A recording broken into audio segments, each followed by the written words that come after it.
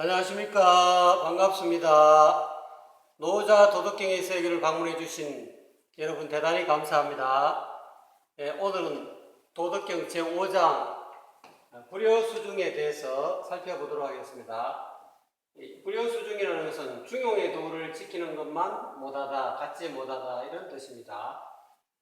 첫 구절을 보겠습니다. 천지불인하여 만물로 위 추구하고 천지는 어진 덕을 베풀고도 베풀었다 하지 않아서 자신이 만물에게 베푼 그 덕을 추구처럼 지푸로 만든 개처럼 내버리고 마음에 두지 않는다 이런 뜻이죠. 여기서 천지불인이라는 것은 천지가 어질지 못하다는 것이 아니고 천지는 너무 어지러서 만물을 낳고 기르고 또는 결실 맺게 열매 맺게 하고 행복하게 해주는 그런 어떤 아주 어진 덕이 있죠. 어진 덕이 있는데 왜 여기서는 불인 어질지 못하다라고 표현하냐면 이것을 요 문장 천지불인이라는 문장을 알기 위해서는 태상록은 설상청정경에서 언급한 내용을 살짝 끄집어내 보겠습니다. 그 청정경에서는 대도무용이나 생육천지하고 이렇게 나가다가 중간에 상덕은 부덕이요 이렇게 이야기합니다. 상덕은 부덕이요 이렇게 이야기합니다. 하덕은 집덕이니 이렇게 나와요. 가장 높은 최상의 덕을 베풀고도 베풀었다 하는 그런 마음이 없기 때문에 덕이라 하지 않는다는 거죠. 그러니까 최상의 덕은 덕이 아니다. 덕이라고 하지 않는다는 뜻이죠. 어떻게 보면 최상의 덕은 지극한 덕이라고 할 수 있는데 그냥 그거를 역설적으로 부덕이다. 덕이 아니다. 너무 덕이 크고 지극하기 때문에 덕이라는 말로도 부족하다는 그런 의미겠죠. 마찬가지로 여기도 천지불인하여 이 뜻은 하늘과 땅의 덕이, 하늘과 땅이 만물을 살리는 그 호생지덕이 너무 지대해서 지극히 어질고 자비로워서 그것을 말로 표현할 수 없을 정도로 크다는 거죠.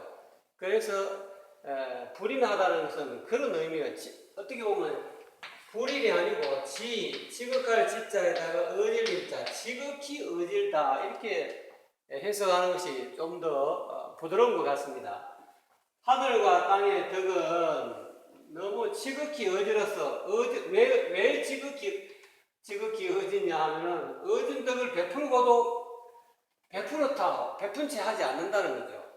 나는 베풀었다 하고 이렇게 자랑하지 않고 베푼 채 하지 않고 또는 천지가 만물을 낳고 기르고 했기 때문에 만물을 자기 소유라고 여길 수도 있고 내가 너희들을 만물을 전부 다 열매 맺게 해줬으니까 그 어떤 모든 공이 내게 있으니까 너희들은 내 말을 들어야 돼. 내 통제하에 있어야 돼. 이렇게 할 수 있는데 그렇게 하지 않는다는 거죠. 그렇기 때문에 어질다는 거죠. 지극히 어질어서 만물로 하여금 이 만물에 베푼 그 덕이 그 베푼 덕을 보답을 바라지 않고 이 추구처럼 내버린다는 거예요. 여기서 말하는 추구는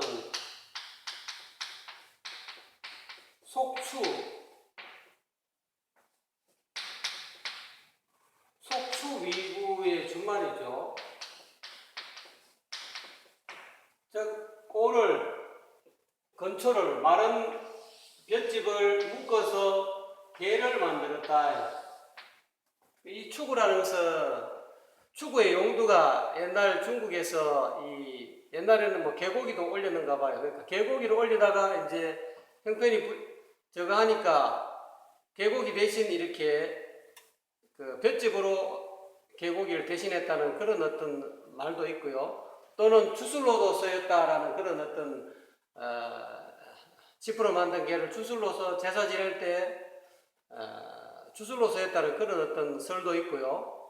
또 다른 뜻으로는 이 지프로 만든 개가 이렇게 부정 타는 것을 막아준다 해서 제사 지낼 때 이렇게 살짝 올려놨다가 나중에 제사 끝나면 바로 그냥 폐기 처분한다는 거죠. 그냥 내버린다는 거죠. 그런 용도로 쓰였다는 거죠. 여기서는 천지가 만물에게 베푼 덕을 많이 베풀고도 쉽게 말하자면 베풀었다 하지 않아서 자신이 하늘과 땅이 천지가 만물에게 베푼 덕이 공로가 어마어마한데 그 공로를 전부 다 추구처럼 천지는 내버린다는 거예요. 무슨 뜻인지 아시겠죠? 그러니까 이제 불사선 육조단경의 말을 빌리면은 아주 그냥 착한 덕을 베풀었는데 만물에게 베풀었는데 이 내가 베푼 공이 있다라고 생각하지 아니한다. 모든 천지가 하늘과 땅이 만물에게 베푼 언덕이 어마어마하게 큰데 그 언덕을 전부 다 그 지프로 만든 개처럼 딱 나중에 제사 끝내고는 그냥 용도 폐기하듯이 내버리듯이 자기 공로를 전부 다 내버린다는 거예요. 나는 공로 없다 하고 이렇게 자기 공로를 주장하지 않고 이렇게 어떻게 보면 공성이 불구의 뜻이죠. 천지가 만물을 전부 다 낳고 기르고 열매 맺고 했는데 그런 어떤 공을 이루고 나는데도 그 공에 살지 않는다. 그 공에 의지하여 살지 않는다 이 말이죠. 오히려 그 공을 나는 공이 없다고 폐기 처분해본다는 거예요. 내 던져 추구처럼 지프로 만든 개처럼 그 제사 끝나고 이렇게 막 제사가 끝나면 바로 그냥 추구를 지프로 만든 개를 그냥 폐기 처분하고 내 동댕이 치고 그냥 불 떼어버리고 뗄감으로 그냥 줘버린다는 거예요. 이게 자기 공로를 이와 같이 추구 버리듯이 그렇게 한다는 게 천지가. 그만큼 그 정도로 천지는 자기 공로를 너무 초계처럼 여긴다는 거죠. 초계처럼 여기기 때문에 하늘과 땅의 어떤 천지의 그런 덕이 너무 지극하다. 인자한 덕이 지극한 지인에 해당된다는 거죠. 이걸 역설적으로 상덕은 부덕이요 이렇게 이제 태상도고 설상청정경에서 말씀하셨듯이 여기에서는 제5장에서는 천지가 만물에게 베푼 언덕은 너무나 어질고 자비로워서 커서 덕이라 할 수 없다. 덕이라 할 수 없을 정도로 크다. 그래서 그것을 불의는 대인 또는 지인, 지극히 어질다 또는 크게 어질다라고 해석하는 것이 정확할 것 같습니다. 이와 마찬가지로 이와 같이 천지가 이 만물에게 덕을 베풀듯이 성인도 또한 그와 같다는 거예요. 성인도 이 천지가 이 베푼 덕을 어떻게 보면은 정성성자로 표현할 수 있죠. 천지는 이 한 해만 그렇게 덕을 베푸는 게 아니라 이 해 말고 그 과거에도 또 그 과거에도 수백 년, 수만 년간 해마다 이렇게 천지는 만물에게 덕을 베푼다. 이거는 정성스럽다는 거예요. 정성스러움과 한 마음으로, 정성은 일심과 같죠. 한 마음으로 그 만물에게 덕을 베푼다.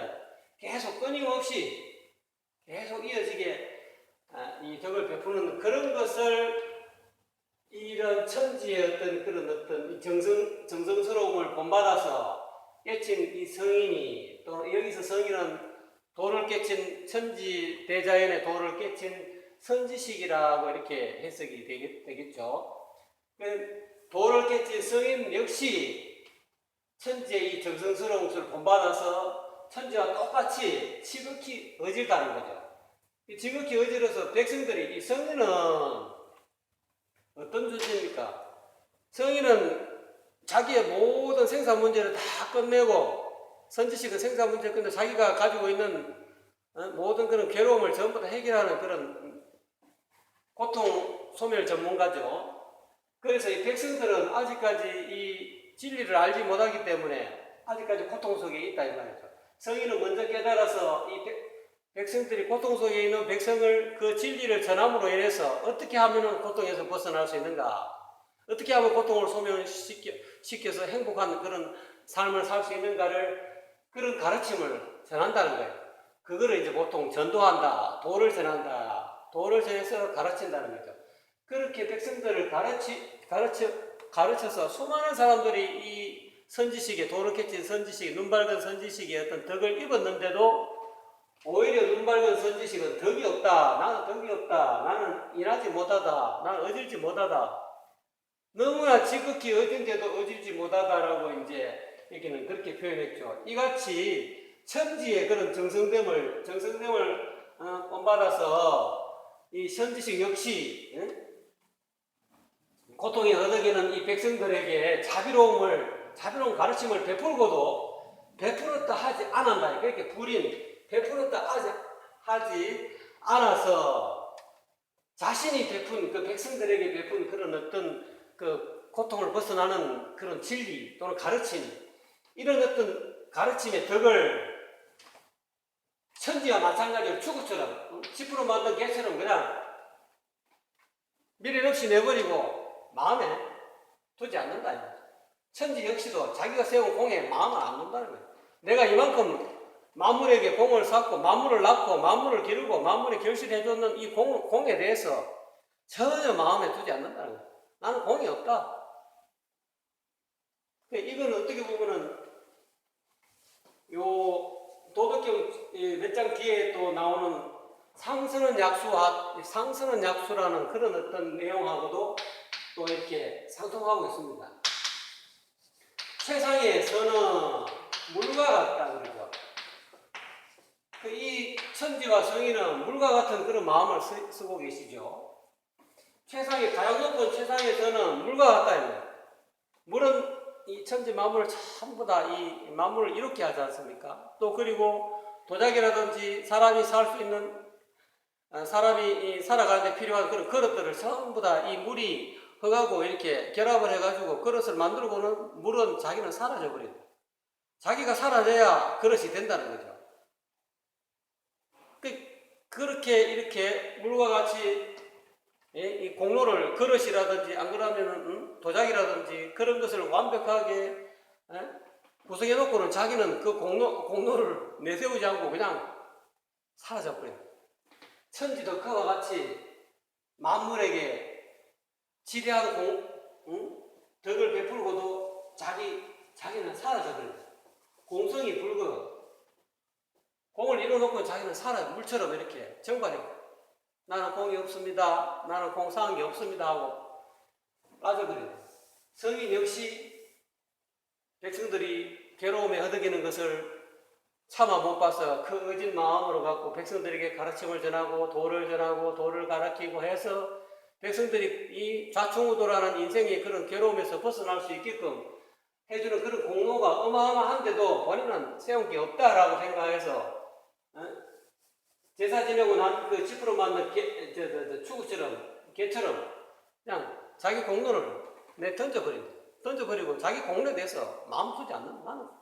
자기는 스스로 공사했다라고 생각조차도 안 한다는 거예요. 이게 어떻게 보면 불교용어로 이야기하면은 회항을 해버린다는 거예요. 자기 공을 전부 다 다른 데로 다 돌려버린다.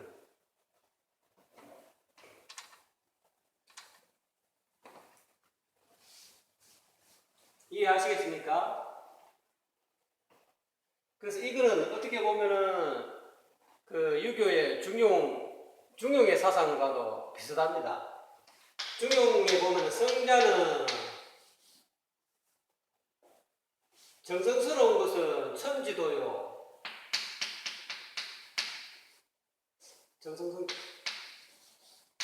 성자는 천지 하늘의 도다요.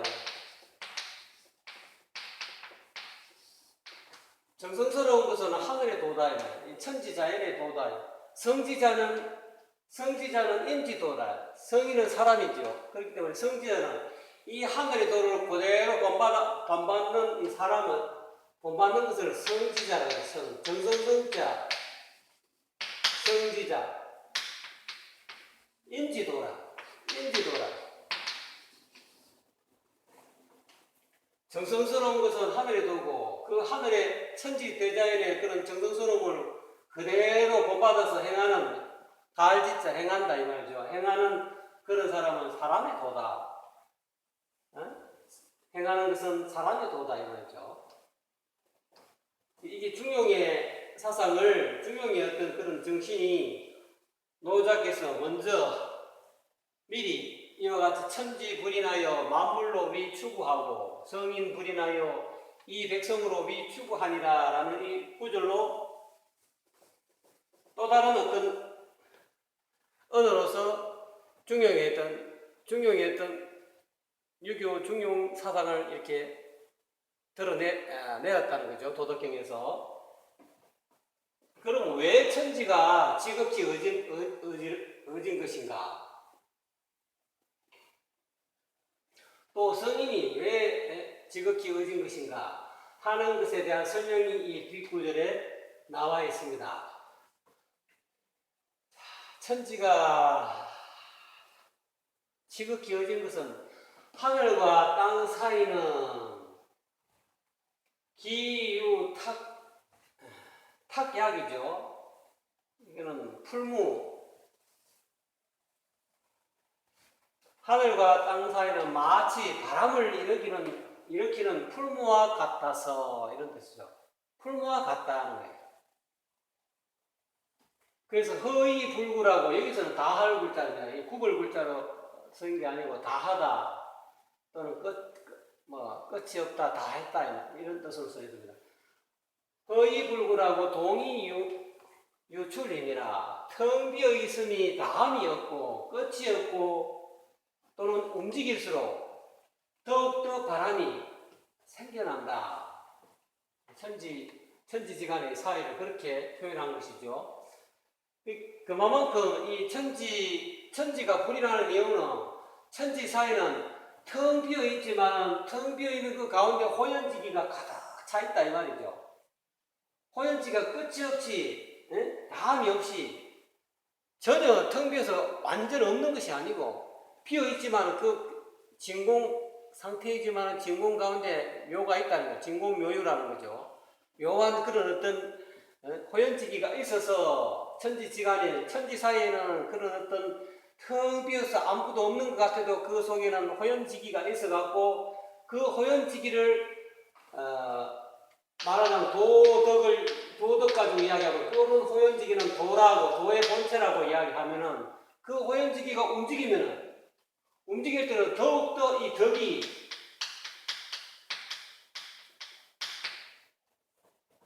만물에게 베푸는 그런 호생지덕이 계속 끊임없이 생겨난다는 거죠.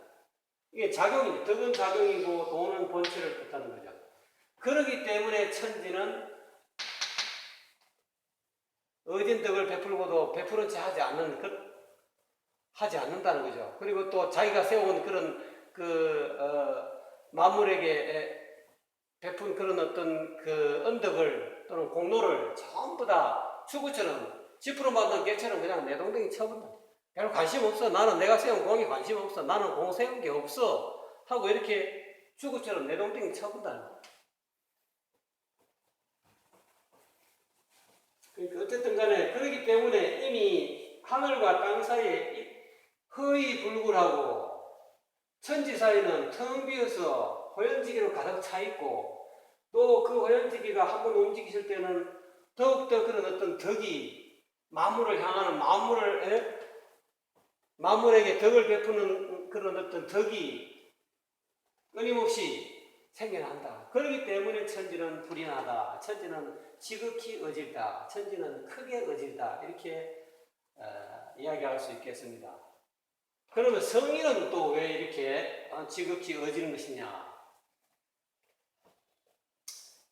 우리가 일반적으로 성인은 도를 끼친 사람이잖아요. 도를 끼치고 제1장에서 이야기했듯이 도에 대한 맛을, 복숭아 맛을 아는 사람은 이 복숭아 맛을 먼저 깨달은 사람은 복숭아 맛을 깨닫지 못한 사람에게 이거를 말로서 설명해 주지 않습니까? 복숭아 맛이 이렇다 저렇다 처음에 제자들이나 또는 복숭아 맛에 대해서 알고 싶은 사람들에게 이 말로서 전해주는데 이 성인은 도를 깨친 선지식은 이미 복숭아 맛을 알아갖고 설명하지만 복숭아 맛을 모르는 사람에게는 그 생소해서 아 그런가 머릿속으로만 생각할 수 있지 실질적으로 자기는 경험을 못 해봤기 때문에 아무리 말을 많이 해도 복숭아 맛을 느낄 수가 없어요. 그와 마찬가지 도의 맛도 그러하다는 거죠. 그래서 성인이 말을 많이 하면은 자주 궁하다는, 여기서는 수가 아니고 숫자 수가 아니고 자주 사구로 쓰였습니다. 자주 궁함을 자주 이 궁함에 부딪힌다는 거예요. 성인은 이미 도를 이 복숭아 맛을 깨치 도의 맛을 아는 사람이고, 복숭아 맛 도의 맛을 이 말로서 자꾸 아무리 표현해봐야 더 미사여기를 많이 만들고 말을 한마디 말해서 100마디 1000마디 아무리 상세하게 이 도의 맛에 대해서 설명을 한들 자주 막힌다는 거예요. 답답하다는 게 말로 설명해봐야 막기를 못 알아들으니까 답답하죠. 막히죠. 마음이 자꾸 막힌다. 곤란해지고 또 어떤 말로 또 표현해야 되나. 결국은 말로 언어로 갖고는 그 도의 맛을 전할 수가 없어요. 이심전심이라 해야 가능한 것이지. 또 그 도의 맛을 설명을 들어서 말을 들어서 그 밑에 있는 제자들이나 또는 그 도의 맛을 알려고 하는 사람들이 열심히 노력해도 자기도 복숭아 맛을 봤을 때 비로소 가능한 것이지 아무리 말을 많이 한다고 복숭아 맛을 도의 맛을 알 수 있는 게 아니다는 것을 이미 성인은 도를 깨친 선지식은 알고 있다는 거예요. 그렇기 때문에 도를 깨친 선지식은 굳이 말에 의존하지 않습니다. 불언지교를 근본으로 삼죠. 말하지 않는 그런 가르침, 행동으로서 말하지 않는 불언지교는 침묵으로서도 가르쳐줄 수 있습니다. 서가모니 부처님은 만동자가 10가지 질문을 했을 때 침묵을 했지 않습니까? 침묵도 큰 가르침이 될 수 있다는 거예요. 굳이 말을 하지 않더라도 이 눈꺼풀을 이렇게 깜짝인다든지 손짓을 한다든지 또는 몸 동작을 한다든지 또는 몸 행실,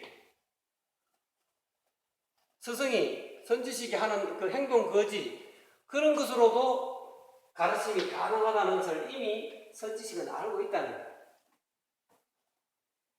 그렇기 때문에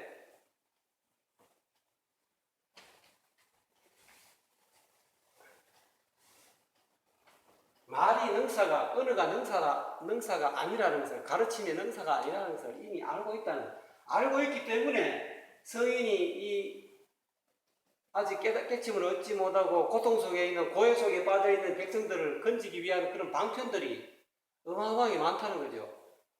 그렇기 때문에 그 모든 방편들을 전부 다 써서 백성들이 고통에 빠져있는 백성들을 건지기 때문에 그 덕이 어마어마하게 지극히 어질다는 거예요. 크게 어질고 지극히 어질다는 거죠. 그래서 이 도를 깨친 성인은 불효수중이라 차라리 중을 지킨다는 거예요. 이 중을 지킨다는 것은 시기적, 중은 알맞다. 그때 상황에 따라서 말을 해야 될 때 말을 하고 이렇게 손동작으로 이렇게 손가락으로 가르쳐줄 때는 또 손가락으로 가르쳐주고 또는 이렇게 약간 이렇게 행동 거지로 가르쳐줄 때는 또 행동 거지로 가르쳐주고 그때 알맞는 그런 어떤 가르침을 지킨다, 견지한다는 거죠. 그래서 이 중이라는 것은 치우침이 없다는 거예요. 말에 치우친다든지 또는 행동에 치우치지도 않고 어디에도 치우치지 않고 불이 또 하나에 또 너무 한쪽에 또 빠져갖고 불편불이죠. 딱 고정되어 있는 하나로 갖고 가르침을 하는 것이 아니라 다양하게 그때 가르침을 구하는 사람의 어떤 그 정도에 따라서 가르침이 다를 수가 있다는 거죠. 공자님도 자기 제자들한테 가르침이 똑같은 질문을 해도 자기 제자가 어떤 상태냐에 따라서 이 대답이 약간씩 다르지 않습니까? 그와 마찬가지로 그렇게 불편불이하는 것이 중이다. 중을 지킨다. 또는 지나치지도 않고 모자라지도 않는다. 딱 알맞게 가르침을 편다는 거죠. 그것이 불효수중이다. 그렇기 때문에 성인이 위대하다는 거예요. 도를 깨친 진리를 깨친 눈 밝은 선지식이 백성들에게 가르치는 그런 가르침의 어떤 그런 덕이 위대하다는 거죠. 크게 어질고 너무 인자하고 지극히 어질다라는 거죠. 그렇기 때문에 또 설사 그렇게 어진 어떤 덕을 베풀었어도 당신은 베푼 것이 없다는 거예요. 서가모니 부처님도 마지막에 45년 동안 설법하시고 난 다음에 나는 아무것도 쌓은 것이 없다 이렇게 말씀을 하셨잖아요. 그렇게 수많은 제자들에게 행동으로서 또는 설법으로서 몸짓으로서 또 침묵으로서 그렇게 가르쳐줘 놓고는 제자들에게 가르쳐줬는데 그 제자들의 하여금 전부 다 아라한을 만들고 깨침을 열어줬는데도 나는 한 말도 한 것이 없다. 나는 아무 말도 한 것이 없다. 결국은 수중을 하셨다니. 도의 본체는 말로서 전할 수가 없죠. 이심전심으로밖에 전할 수 없는 거죠. 말을 해도 그 말은 이미 그 핵심을 빗나간다는 거죠. 언어는 말이라든지 언어는 이 핵심에서 약간씩 벗어난다는 거죠. 그래서 난 그렇게 45년 동안 법문을 하시고도 나는 아무것도 말한 것이 없다라고. 도의 본체는 말로 갖고 전할 수 있는 것이 아니에요. 언하에 이심전심으로 깨닫는 것이지 말 속에 어떻게 보면 말 속에 있는 그 선지식 이하의 말 가운데 있는 그런 마음을 깨닫는 것이 진정한 깨달음이라는 거죠. 자, 그러면은 이 수중에 대해서 중을 지키는 것에 대해서 또 다른 어떤 그 예를 덧붙여서 이야기를 하겠습니다. 이 중이라는 것은 학도인은 중용의 도리를, 도는 중이죠. 중을 배우는 사람은 단, 마거, 심상, 착, 일물이라 이렇게 해야 수중이 된다는 거죠. 다만 한 물건도 마음 위에 붙이지 말아라. 다만 한 물건도 마음 위에 남겨두지 말아라. 여기서 한 물건이라는 것은 색성양 미촉법 경계도 될 수 있고요. 그 다음에 아상인상, 중생상, 수자상, 사상이 될 수도 있습니다. 그리고 과거심, 현재심, 미래심에는 삼심도 될 수 있고요. 그 다음에 탐진치, 삼독심도 될 수가 있습니다. 그 어디에도 마음을 붙이지 말아라며. 마음속에 그런 것을 상을 남겨두지 말고 다 내려놓아라. 그렇게 해야 비로소 그것이 중을 지키는 것이 된다는 거죠. 이 수중은 달리 이야기하면 염려무상, 생각, 상이 없다. 무주상, 상에 머무르지 않는다. 방금 얘기했듯이 아상, 인상, 중생상, 수자상에, 사상에 머무르지 않고 과거의 마음, 현재의 마음, 미래의 마음에도 머물지 않고 그 다음에 탐진치에도 머물지 않고 그것이 곧 중을 지키는 것이다. 또 염려무미, 생각, 무심이다. 어떤 의도를 가지고 조작하는 마음을 가지지 않고 오로지 무심, 그것을 염려무의라고 하죠. 그 다음에 염려고천, 생각, 양심의 하늘에 알린다, 구한다, 기도한다 이런 의미죠. 양심의 하늘, 본래 마음에 생각, 본래 마음에 이 마음이 이렇게 엇나가면 본래 마음으로 이렇게 돌아온다는 거죠. 반백한다는 거죠. 염려고천은 반백한다. 돌아올 빛을 카트라면 반백이 되죠. 생각, 본래 자리로 돌아간다. 또 마지막에 염념제자, 생각, 이자, 이것에 마음이 늘 있다는 거죠. 여기서 이자라는 것은 검을 현자가 또는 가물가물한 현관, 이게 두 개 있는 거죠. 이게 이제 원한의 마음자리를 뜻하는 거죠. 현관자리. 생각은 늘 이 자리에 마음이 있다. 이것이 곧 중을 지키는 것이다. 염념제자는 회광반전, 두 눈빛을 되돌려서 비추어 본다니 늘 매순간 일어나는 마음을 늘 알아차린다는 거죠. 그걸 염념제자라고 합니다. 그걸 가르쳐서 중을 지킨다라고 할 수가 있습니다. 그래서 이걸 한 번 더 마지막으로 이야기하고 어일체법의 불치불사. 일체법이라는 것은 오온을 뜻하는 거죠. 색수상 행식을 뜻하는 거죠. 우리가 매 순간 일어나면서 살아가면서 수많은 감정이 일어나고 수많은 생각이 일어나고 수많은 어떤 그런 의지, 하고 싶은 마음이 일어나고 수많은 그런 어떤 욕구가 일어나고 또 수많은 판단, 수많은 어떤 인식들이 일어나는데 그런 오온이 매 순간 일어났을 때 그거를 오온을 취하지 말라는 거예요. 오온에 취착하지 마라. 오온에 취착하게 되면 오치온이 되어버린다. 오온을 실체적 존재의 나로 착각하게 된다는 거예요. 그렇게 해서 12연기에서 이야기하고 있는 촉수 HU해서 생로병사 우비고뇌가 생긴다 그러죠. 그 취착하게 되면은 유가 생긴다. 12연기 취 다음에 유가 오죠. 취착하게 되면 유가 생긴다. 즉 오치온이 생겨서 실체적 존재가 있다라는 그런 어떤 착각에 빠지게 되고 그걸 믿게 된다는 거예요. 그러므로 인해서 생로병사 우비고뇌의 그런 어떤 괴로움 덩어리가 일어나고 그 괴로움에서 고에서 못 빠져나가요. 그러니까 우리가 살면서 첫째는 세곤 이 몸을 나라고 생각하는 그런 잘못된 생각에서 벗어나야 된다. 이 몸이 나라고 몸이 이게 영원하지 않는데 이것이 영원한 것처럼 잠시 잠깐 우리가 착각한다는 거예요.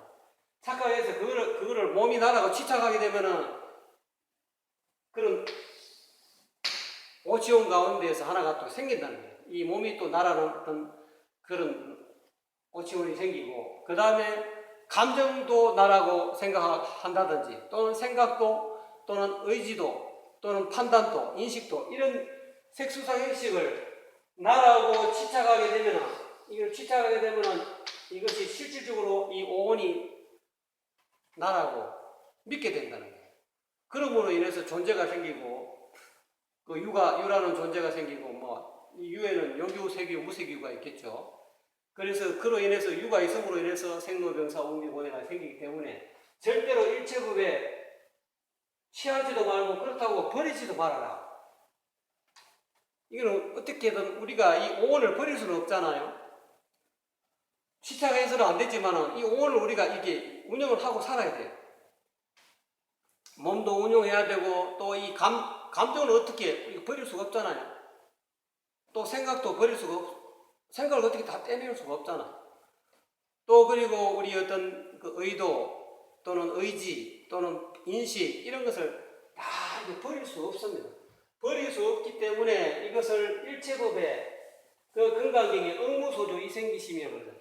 오온이 매 순간 오온이 일어나면 그 오온을 시착하지도 말고 버리지도 말고 그냥 있는 그대로 알아차리면서 그 마땅히 어디에도 오온의 색수상 형식 이 5가지 어디에도 머물지 말고 그 마음을 내는 삶을 사는 것이 그것이 견성성불의 길이다 이렇게 이야기합니다. 그것이 곧 수중이다. 중을 지키는 것이다. 수중 또는 집중이라고 해요. 잡을 집자. 중을 잡는다. 중을 지킨다. 다 똑같은 의미입니다. 그래서 오늘 노자도덕경 제5장 불효수중은 하늘과 땅이 너무나 어지러서 만물에게 어진덕을 베풀고도 그 베풀었다는 그런 어떤 마음이 없어서 또 실질적으로 자기가 베푼 모든 공덕을 추구처럼 집으로 만든 그런 어떤 강아지처럼 자기 공덕을 다 내버리고 공덕에 찌들어 살지 않는다는 거죠. 공성이 불거예요. 공을 이루었지만 공에 불거. 자기가 세운 공에 살지 않고 자기는 공이 없다라고 생각한다. 천지도 그와 같은 마음을 먹고 성인 역시 그와 같은 마음을 먹기 때문에 이것은 어찌 보면은 앞서 이야기한 것처럼 중용의 성자는 천지도요 성지자는 인지도라. 이 중용의 말씀을 미리 노자님은 이러한 천지불인하여 만물 미추구 성인불인하여 이 백성 미추구라는 글귀로 미리 중용의 도리를 색다르게 표현하셨다라고도 볼 수 있겠습니다. 어쨌거나 간에 오늘은 핵심은 불효수중이라 수중이 중을 잡는 것, 중을 지키는 것이 오늘 제5장의 핵심이라 할 수 있겠습니다. 감사합니다.